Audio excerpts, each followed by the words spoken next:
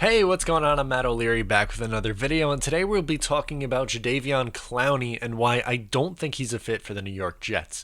But before we get started, I just wanted to mention that you can follow me on social media at Matt O'Leary NY, and also if you haven't already, please make sure to subscribe to the podcast. New episodes every Monday. So now with Jamal Adams moved on and the recruiting starting from the newest member, Bradley McDougald, he has talked to Jadeveon Clowney, and Clowney wants the New York Jets to sign him. But would that be a smart move from Joe Douglas? I say no. The Jets desperately need an edge presence, desperately. And Jadeveon Clowney plays that position as an outside linebacker, defensive end, whatever you want to call him. But he is a much better player against the run than he is against the pass, and I don't think that's what the Jets need. So let's say you would pay him a one-year deal on $15, $16, $17 million, something like that. Seems probably pretty reasonable for what Jadeveon's going to get. Last year, he had 3 sacks.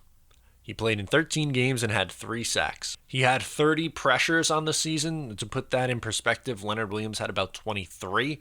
That's a stat that usually he fares pretty well in. But over the course of his career, Jadeveon has never once hit double-digit sacks. He's gotten close. He's hit 9.5 and 9.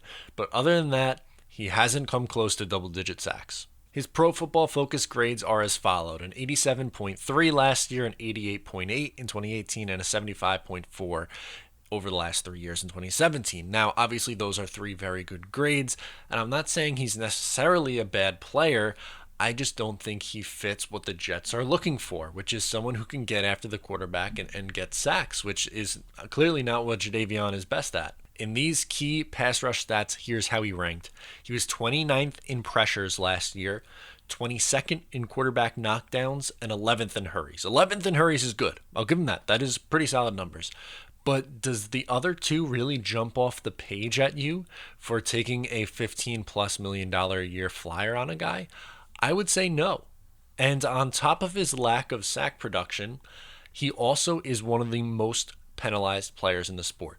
Now, if you ask Jets fans, one of the main issues with this team is they are penalized far too much. They have way too many penalties. It takes themselves out of games. You heard Adam Gase say it last year. Well, adding Jadeveon Clowney to the mix wouldn't help that. Keep in mind, he missed 3 games last year. He was the number 1 overall. Keep in mind, he played 13 games last year. He had 12 penalties. That's almost 1 a game, and he was the most penalized player that wasn't an offensive lineman. Obviously, offensive linemen are going to have more, but non-offensive linemen, he was number 1. Last year, or 2 years ago, in 2018, he was the second out of everyone, including offensive linemen in the league, where he had 13 penalties.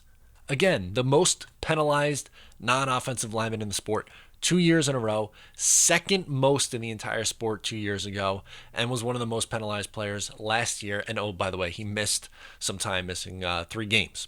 He also got fined money for a hit on Baker Mayfield last year. He also had a semi-questionable hit on Carson Wentz in the playoffs last year. I don't think this is the guy that you want to go forward with. Joe Douglas talks about getting the right guys in here. I don't think Jadeveon is a right guy or a right fit for what the Jets are looking to do. And I know I'm maybe going against what I would normally do when I say that, yes, you have to get talent in here. And I agree with you. But when it's not a position of need in terms of, again, someone who can get after the quarterback, I don't see how it helps this defense. They were phenomenal against the run this past year. So what if they have the number 1 overall rushing defense? What does that prove in 2020? Probably nothing. They'll probably still go 7-9 because the offense isn't going to be on par as the defense. And I'm not saying you completely ignore the defensive side of the ball now just because they were a pretty solid unit last year, but I just don't see the connection on what Jadeveon Clowney is giving them the Jets that they don't have. They already have pretty good defensive linemen who are good against the run. Folu Fadokasi, Steve McClendon, Henry Anderson, Quinnen Williams even. You want to throw him in the mix? He was good against the run last year. They need help in the pass rush game, and Jadeveon Clowney isn't going to put them over the edge in that spot. Let me know what you think about it down below. I know that's a little bit of a hot take. Most Jets fans really want Jadeveon Clowney. I guess I'm in the minority in that, but I don't think he's a fit. Let me know. Get at me. Make sure to subscribe. I'm Matt O'Leary, and I'll talk to you next time.